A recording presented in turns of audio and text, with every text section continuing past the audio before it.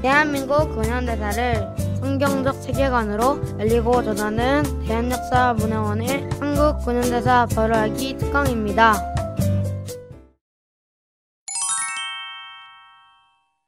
조선에 온 선교사 네 번째 이야기, 질병의 멍에를 끊어준 의료 선교사 이야기를 이어가 보겠습니다.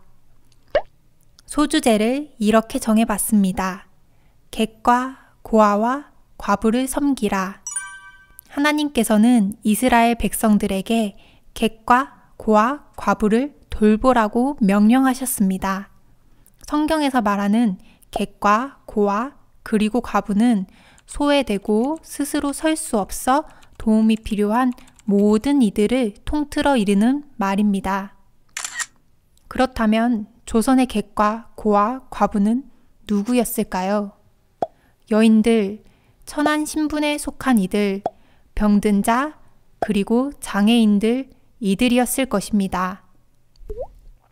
선교사들은 하나님의 말씀에 순종하여 조선에 와서 핍박받는 자, 소외된 자, 병든 자들을 섬기는 일에 모든 것을 바쳐 헌신했습니다. 조선은 가정을 보호하고 여성들을 보호한다는 명목 아래 여성들을 남의 눈에 띄지 않게 격리해야 한다는 괴상한 관습이 있었습니다. 그래서 조선의 여인들은 대중 앞에 나서지 못하고 부모의 보호를 받고 살다가 결혼하면 다시 남편 집에 갇혀 지내는 신세였습니다. 헤론 선교사가 제중원의 원장이 되면서 여성들의 진료를 위해 여의사를 초빙하여 부인과를 개설했지만 제중원 의사의 대부분이 남성이다 보니 조선 여성들이 제중원에서 치료받는다는 것은 쉬운 일이 아니었습니다. 왜냐하면 남자 의사가 많은 제중원에서 진료를 받는다면 내외도 모르는 짐승 취급을 받았기 때문이죠.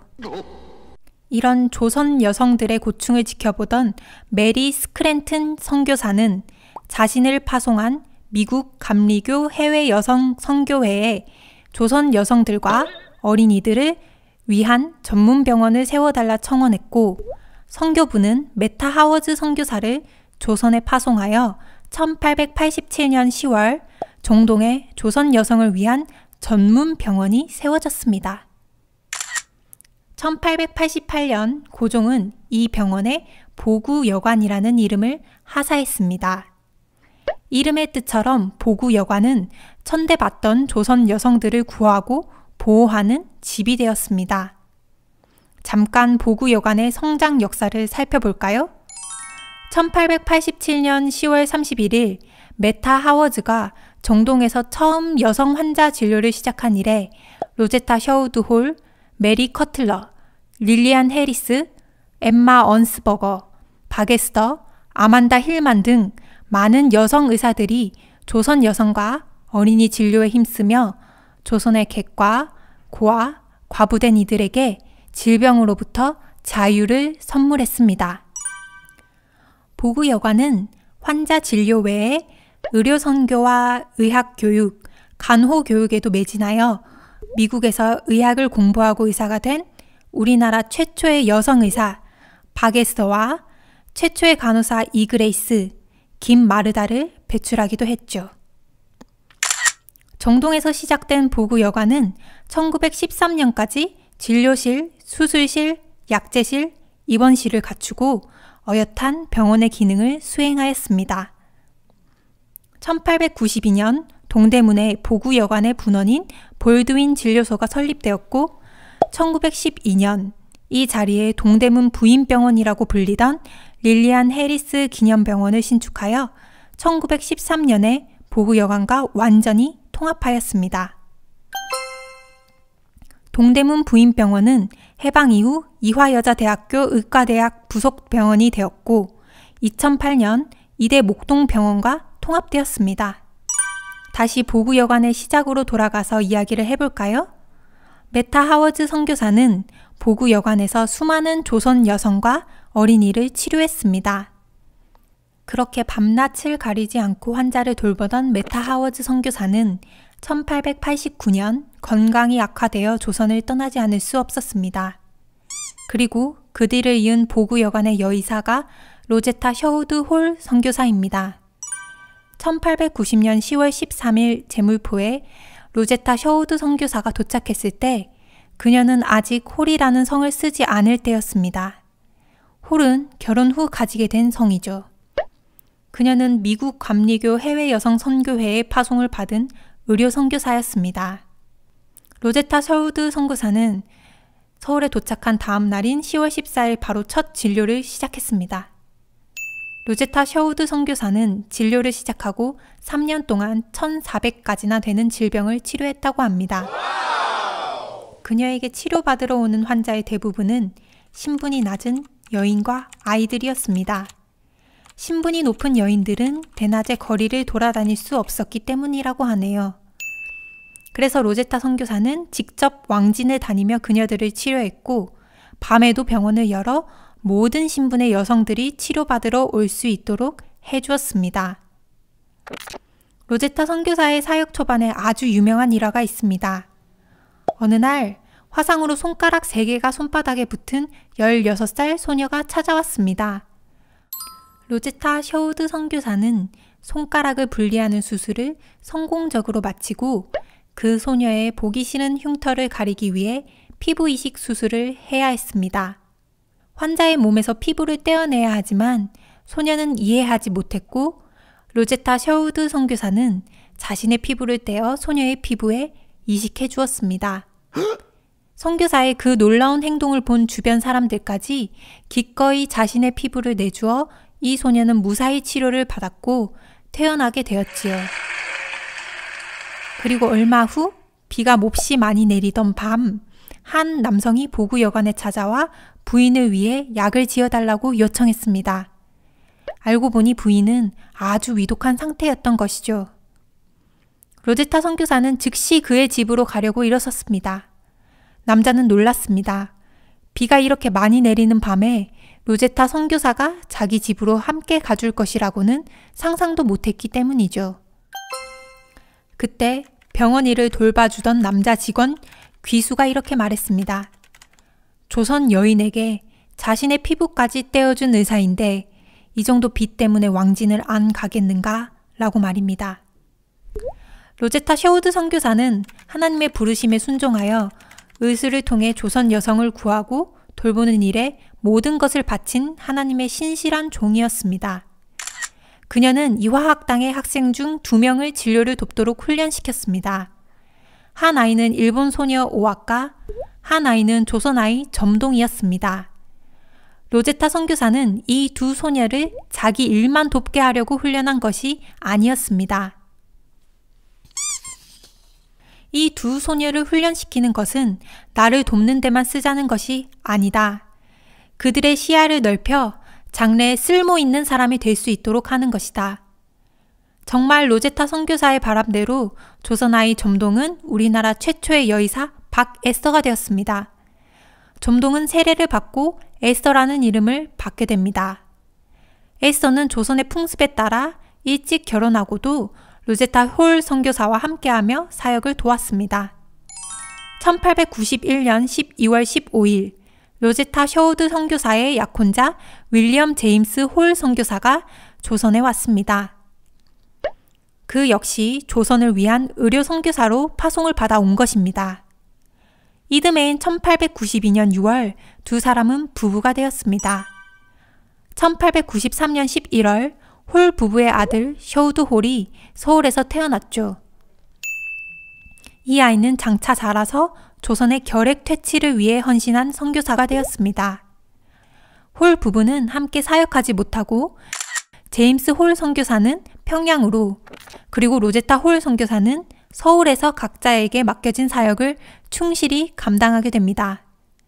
1894년 5월 8일 로제타 셔우드 선교사는 남편이 있는 평양으로 그의 사역지를 옮겼고 그 길은 에스더 부부도 함께 했습니다.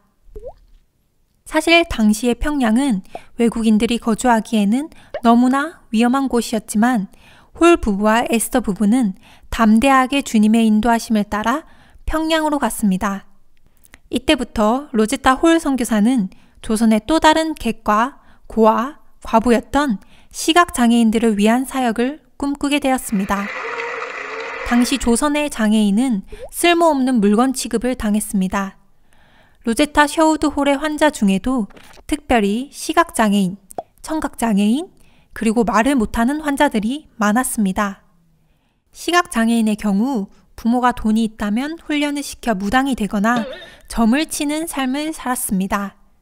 그렇지 못한 이들은 쓸모없는 물건 취급을 당하며 소외당하다가 잘 먹지도 못하고 결국 걷는 곳조차 어려울 지경까지 이르게 되어 죽어갔습니다.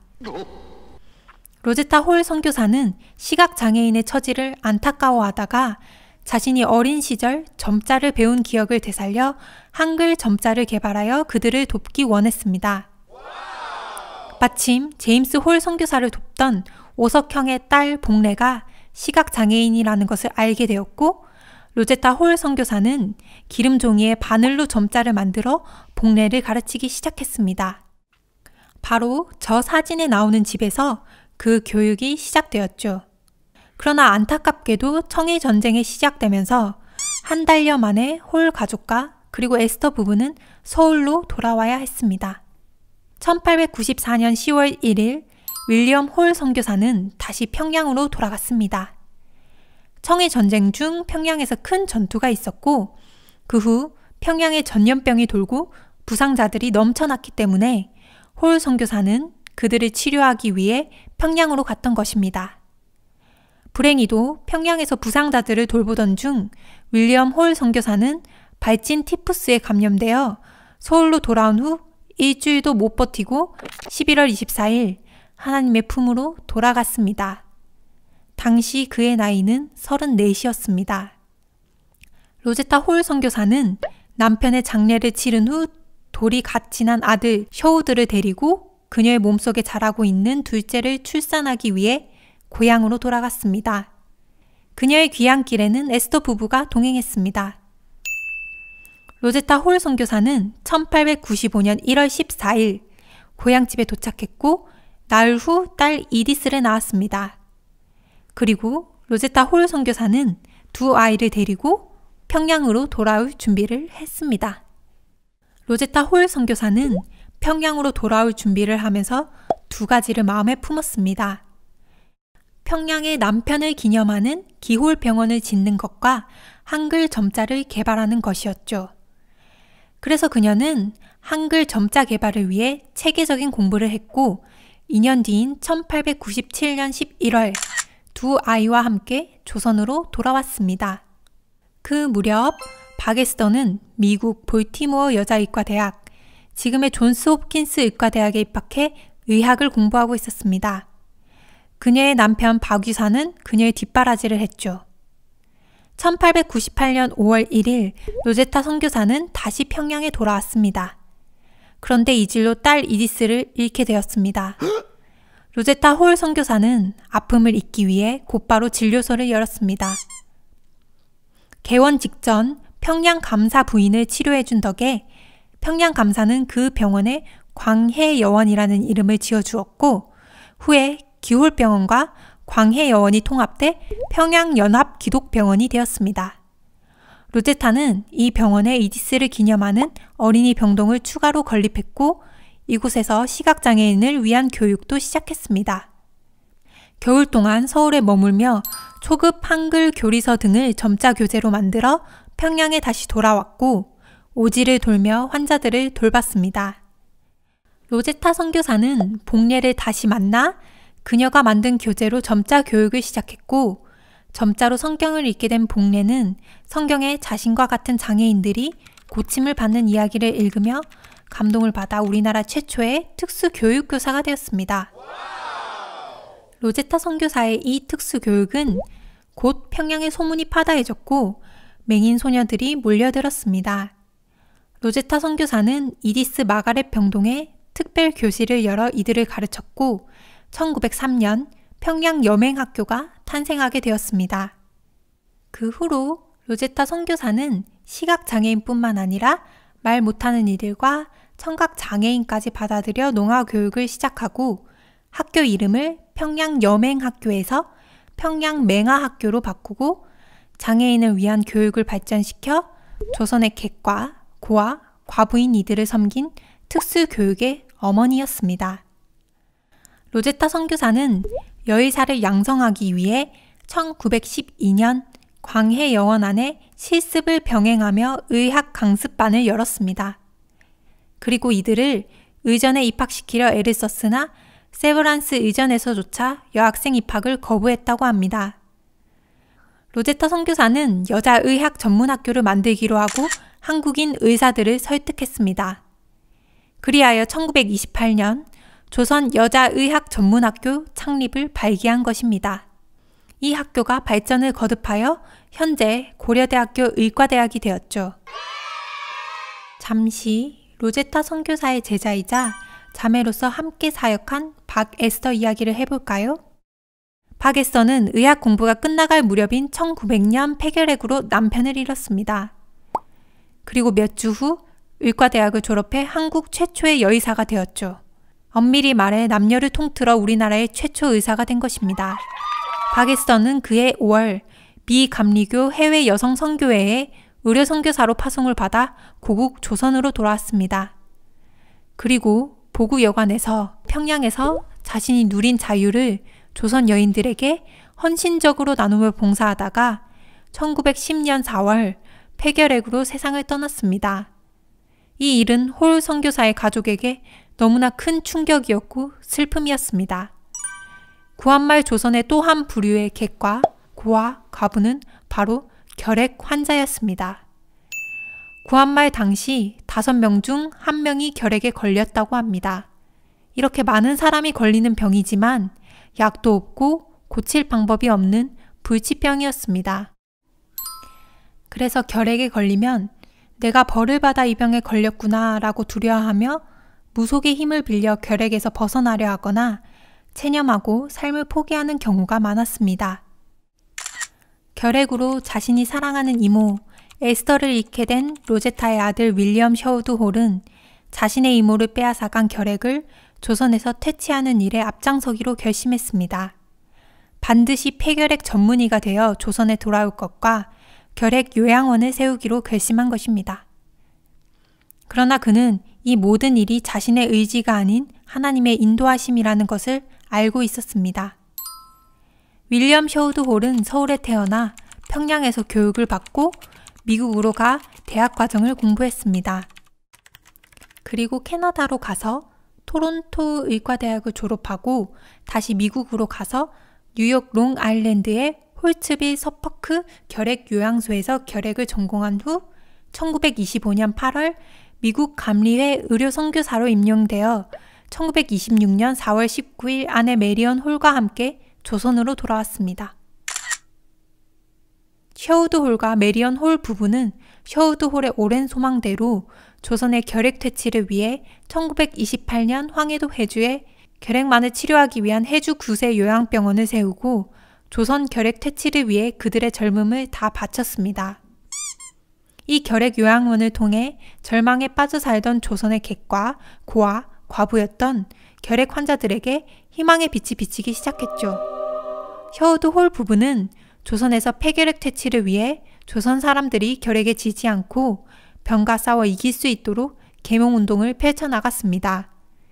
그들의 그 노력이 얼마나 놀라운 열매를 맺어가는지는 해주 구세 요양병원의 10주년을 맞이하여 홀 선교사에게 보내온 축하 편지를 보면 잘 알 수 있습니다. 친애하는 닥터 셔우드 홀, 선생님은 성스럽고 훌륭한 일을 시작하셨습니다. 오늘은 해주 결핵 요양원의 설립 10주년 기념일입니다. 요양원의 눈부신 발전은 선생님의 피와 땀의 결정입니다. 오늘날 결핵은 인류의 적임이 자명합니다. 그러나 10년 전만 해도 우리 조선 사람들은 그런 사실을 이해하지 못했습니다. 선생님께서 요양원을 설립하신 후로 환자들이나 일반 대중이 결핵에 대한 지식이 모자라 병마와 싸우는데 많은 어려움이 있었던 걸로 압니다. 선생님은 결핵에 걸려 깊은 절망에 빠졌던 많은 사람을 치료하셨습니다. 선생님은 병을 고쳐주셨을 뿐만 아니라 결핵 예방운동을 시작하셨고 결핵퇴치협회의 지도자로 훌륭한 역할을 하셨습니다. 선생님께서 생애의 황금기를 이 사업을 위해 바치셨기에 많은 사람이 행복을 찾을 수 있게 되었습니다. 선생님의 사랑은 태산보다 높고 황해보다 깊습니다. 영광스러운 10주년 기념을 맞이하여 선생님으로부터 은혜를 입은 저희들은 감사한 마음을 금치 못합니다. 이제 저희의 마음을 표시하고자 작은 선물을 올립니다. 저희의 성의를 기억하는 뜻으로 이 선물을 받아주시면 저희들은 최고의 영광으로 알겠습니다. 셔우드 홀 부부가 얼마나 많은 헌신을 했는지 알 수 있는 감동의 편지입니다. 뿐만 아니라 셔우드 홀 선교사는 조선의 결핵 환자 치료를 위한 기금을 마련하기 위해 1932년 크리스마스 씨를 발행하여 결핵 환자를 도왔습니다. 1940년 일제는 제임스 셔우드 홀 선교사에게 간첩 죄를 씌워 추방했습니다. 홀 선교사는 부산항을 통해 조선을 떠났습니다. 그날 홀 선교사 가족은 부산항에서 조선의 자유로운 그날을 기대하며 태극기를 펼쳐 나뭇가지에 걸고 조선 만세를 외쳤다고 합니다. 제임스 홀과 로제타 셔우드 홀 선교사를 시작으로 그의 아들 제임스 셔우드 홀과 메리언 홀 부부까지 2대에 걸쳐 한 가족이 74년을 조선의 객과 고아와 과부된 조선의 여인과 아이들, 장애로 고통당하던 이들, 결핵으로 죽어가던 이들에게 자유의 빛을 선물해 주었습니다. 이렇게 우리가 누리고 있는 자유의 시작에 선교사들의 헌신이 있었다는 것을 꼭 기억했으면 좋겠습니다.